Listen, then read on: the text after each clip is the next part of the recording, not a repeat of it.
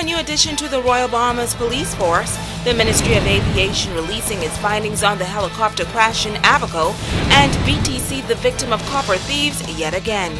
Live from Freeport, Grand Bahama, this is Newsnight 13 at 6:30.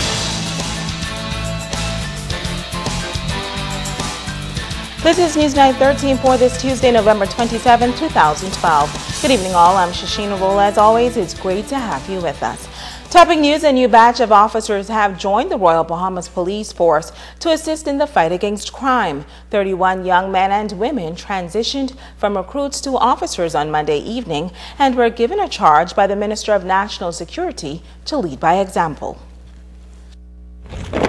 It was a proud moment for the 31 young men and women who endured months of vigorous and labor-intensive training. The officers, who are said to be among the most unique squad teams, canvassed the grounds in military style as they performed an interesting and unique drill display. During the ceremony, a detailed inspection was carried out by the Minister of National Security as well as members of the top brass of the Royal Bahamas Police Force. In his address, the minister responsible, Dr. Bernard Nottage, told the officers to embrace this new phase in their journey. You will now be placed in the field, into the real world of policing, where you will have an opportunity to put your training into practice. And believe me, Bahamians will test you. They will test you, but you shall have to pass every test. The minister advised the new officers that in their new quest they will encounter many challenges, some of which their training has not prepared them for. On many days when you report for duty, you will find your job will not be routine, as your discipline, your morals, and your ethical standards will be tested. They'll try you. They will try to corrupt you, particularly when dealing with small, close-knitted communities or when dealing with people of wealth. But in these cases, I trust that the character which caused you to be selected and the training which you have gone through will protect you, and that you will always know what is right. Nottage told the officers that they must now lead by example, and he noted that they must always work hard to gain respect. He also highlighted the role of urban renewal. Criminals must respect you to the extent that when they see you on duty, they would rather stay at home than offend the laws. Work hard to get that kind of respect in your community. As you would be aware, the government of the Bahamas has launched its urban renewal program, which at its core is community-based policing. It is a program set up to eradicate the root causes of crime through a broad range of interventions, such as the demolition of abandoned buildings, removal of derelict vehicles, roadside and yard cleanup campaigns, which many people think is not policing. To keep our young people engaged, there are computer classes and homework centers and community marching bands, which many people think is not policing. But the police, in doing these things, develop a relationship with the community. WPC 3704 Thomas made history on Grand Bahama, becoming the first female recruit to be awarded the Commandant's Award and the Baton of Honor.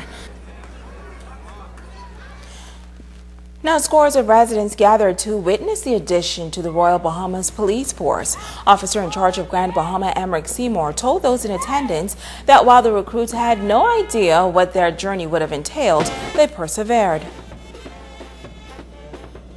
The squad of police recruits standing before you today is the 7th such graduating class since we commenced the police recruiting training here in the district. I can tell you from my observation, most assuredly, that this is an impressive, qualified, and multi-talented group of recruits who is bringing quite a lot to the profession. And so among this group, Honorable Minister and Commissioner, you would find qualified pilot, qualified clinical nurse, certified marine technician, architects. You would even find a set of twins. Now, Commissioner of Police Ellison Greenslade told the new officers to always remember their values and never be influenced by negativity. Do not let the negativity of those who do not share your enthusiasm trip you down. I am fond of telling your colleagues back in New Providence to be on the lookout for the devil who is always on the prowl. If you mind him and those who have been deceived by him to distract you, you will soon be sapped of your energies. And unfortunately, you too will become just another slack police officer. There is a price, graduates, to pay for slackness.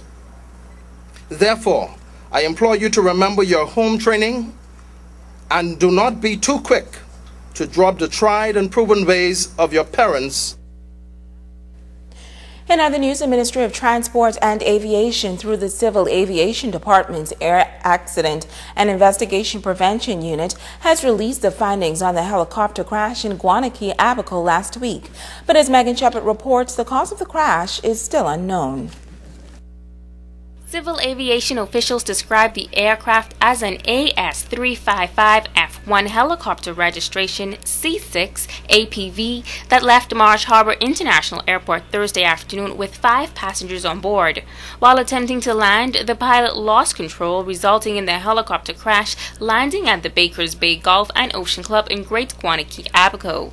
The civil aviation release further confirmed previous reports that the crash claimed the life of 1 passenger, while the other 4 surviving passengers have been airlifted to the New Providence and the United States for further treatment. The release confirmed that on Friday, 3 of the unit's investigators were sent to Abaco. Upon arrival, members of the Bakers Key Golf and Ocean Club and Royal Bahamas Police Force provided a detailed briefing to the aircraft accident investigators prior to handing over control of the scene.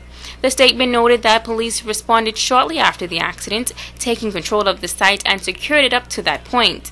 The Air Accident Investigation Prevention Unit completed its on-site field investigations, recovered the wreckage, and later relocated the wreckage to a secure location.